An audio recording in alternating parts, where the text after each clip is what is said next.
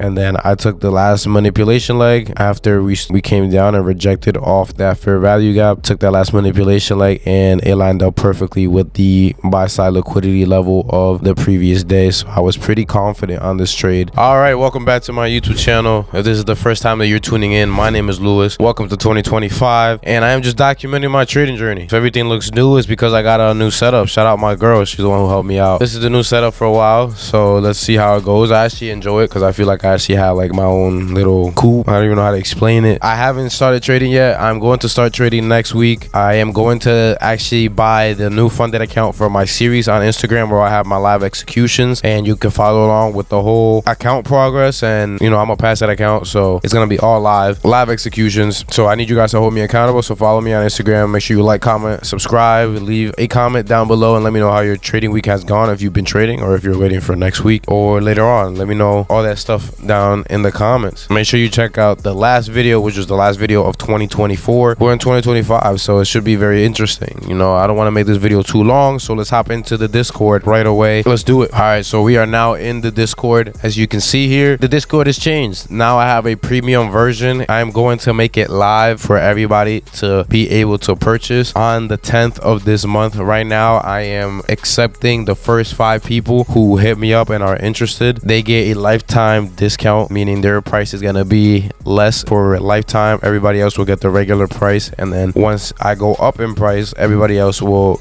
get that new regular price, and then their price stays the same. So make sure you get in there. I already got 2 people who are locked in with me, and they're already in the premium. As you can see here on the left side, there is a bunch of stuff that I've already added. I've already added the most important video. I've already added the risk management plan, so make sure you get in there. I'm not going to show you any of that stuff because it is for the premium Discord only, and I'm going to add a bunch of stuff in there. So basically teaching you how I view the markets, teaching you how I trade, teaching you how to view trading as a business, you know, so that you really understand and you can make some type of progress. And what I'm looking to do is to make you a better trader. So if you want to learn from me, link is down in the description. The free Discord is still there. There's still the free chat and everybody could talk in there, but in the near future a lot of stuff is going to end up changing. So to actually get into the free Discord, like I said, there are 3 spots left for those first 5 people. There is going to be a new channel created, and that channel is going to be called Premium. Once you join that channel, there's going to be directions on how to actually enter the premium. But if you are interested in actually joining and becoming one of those first 5 people, make sure you join the Discord first and foremost, and then shoot me a DM or a text in the main chat letting me know you're interested, and I'll do the rest. But once I get those 5 people, it's going to be done, and then everybody else is going to have to wait till the 10th, and then later on. It is a monthly subscription. We won't tell you how much it is. If you want more information, join the Discord. And like I said, if you join the free Discord, just keep the conversation going. That's all I really ask. You don't have to provide anything else. Just do that. I'll do the rest. And before I even get into the charts, thank you so much for 1.1k on YouTube. We've hit that very quickly. I just noticed that we have 1.1k and 15 extra followers or subscribers. I don't even know what to say. Thank you so much for that. It's because of you that I'm doing what I'm doing, and we are catching some steam, so I'm just gonna keep the momentum going. I don't want to waste too much time. Let's get into the trading week. As you can see, this is what the trading week ended up looking like.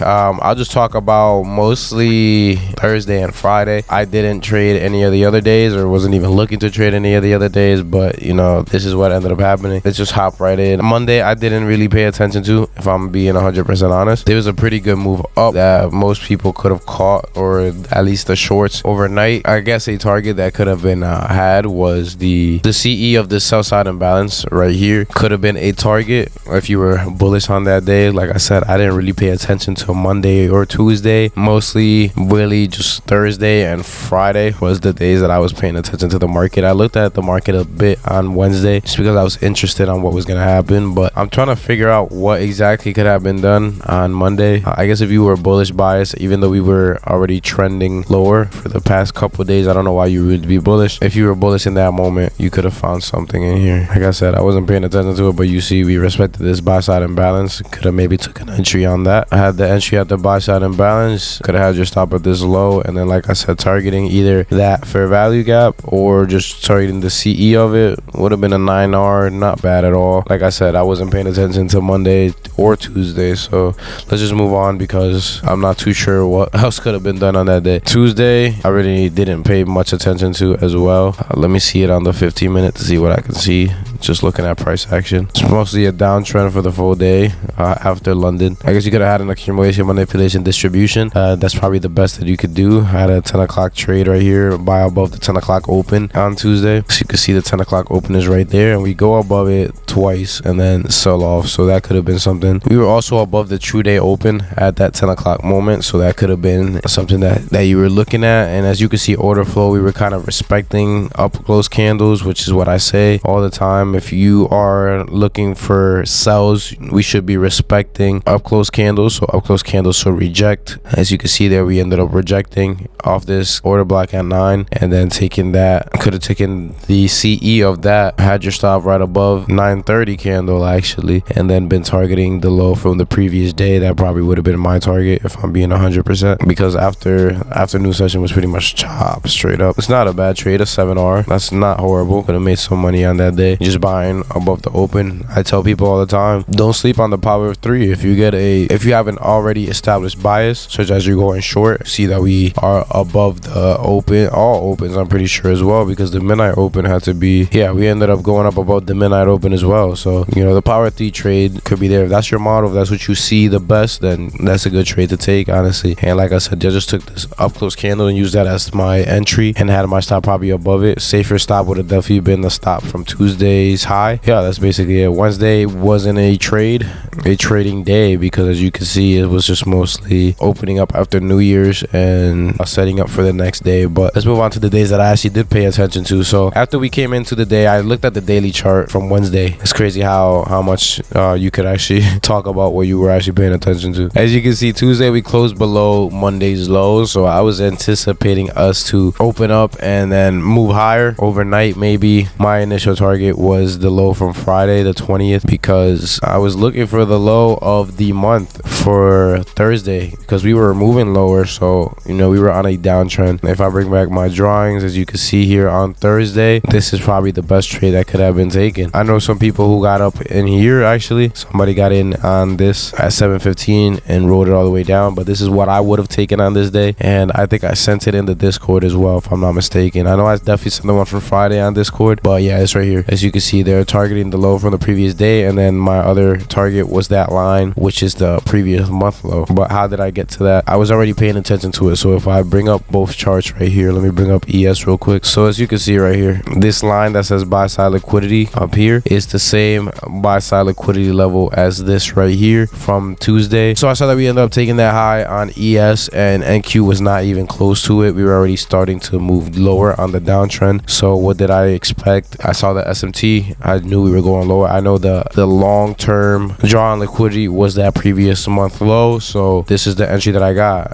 At 9:30, we just kind of dumped. So there was no point of chasing price down here. As you can see, there's really no point at all to really sit there and chase price like that. So what I did was basically, I was on the 15-minute and I saw that we came down, didn't really take out this low, but I know this is the draw on liquidity. So as soon as I saw it was reject, start to move up, I actually went on the lower time frames. I said, okay, what can they be reaching for if they're coming up? There's this order block right here, up close candle, drew it out in space, and as you can see, that's where the entry was. So you can see center CE, we got that CE, and could have used a 10-point stop. And you see the RR on this. This is a crazy multiple. This is the model that I'm working on for once I start trading E-mini instead of the micros. I also went down to the 1 minute, and what did I see right here on the 1 minute? The last manipulation leg. So you could see this is the last manipulation leg from this high to this low. I took that, projected it higher to see how far they could go. They went up right above the negative 2.5, which basically lined up with the CE, or the medium threshold of that order block. That is where I set the target entry. Enter there, 10-point stop. As you can see, they went up there, triggered in, and then just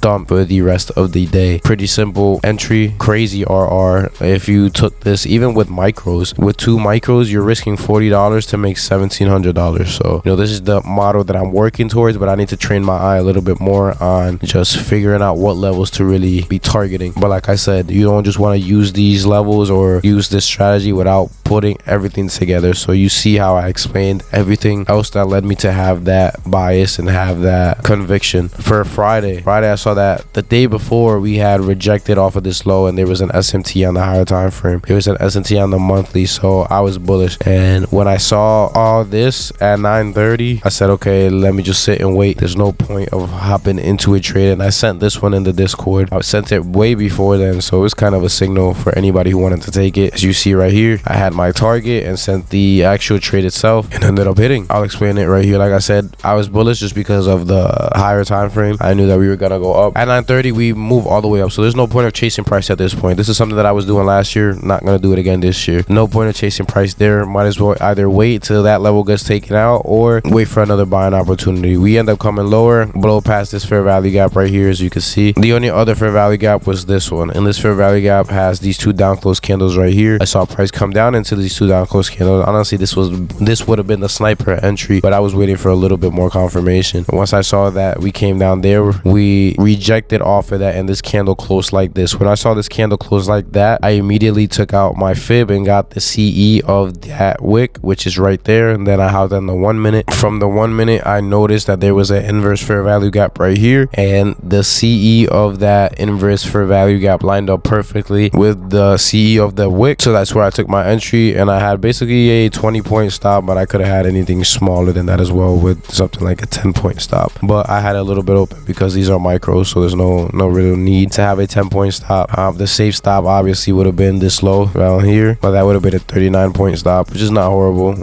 If you trade this, say 2 contracts, 157 is your risk. That's not horrible at all. Very good risk, but I liked it better with how I had it right there. And then I took the last manipulation leg after we came down and rejected off that fair value gap. And as you can see on the 1 minute, you see the bodies of the candles respecting that fair value gap. Took that last manipulation leg and it lined up perfectly with the buy side liquidity level of the previous day. So I was pretty confident on this trade with all these confluences, and I just let it rip, and there you go, ended up hitting up there. And like I said, I haven't started really trading yet. I'm gonna start next week, but back testing and forward testing is always good. So still being on the charts and looking at it price play out is always going to be beneficial. So yeah, that's basically what ended up happening this week. Short video. On the next video, I will be talking about the trades that I actually took again for the year. Make sure you check out my Instagram so that you can see the new series that I'm starting on there with the funded account. If you are interested in being mentored by me one-on-one, that is going to be available in my premium Discord. They're two different things though. The premium Discord is going to be full of videos of me teaching stuff, but if you want to have one-on-one calls, that is also going to be on there, but it's just separate. Just letting you know. Either way, the link is down in the description to join the Discord. Make sure you go and check it out. Thank you so much for the amount of support that we've been having. Make sure you like, comment, subscribe. That's basically all I have to say, really. Thank you so much, and I'll catch you in the next video. Peace out.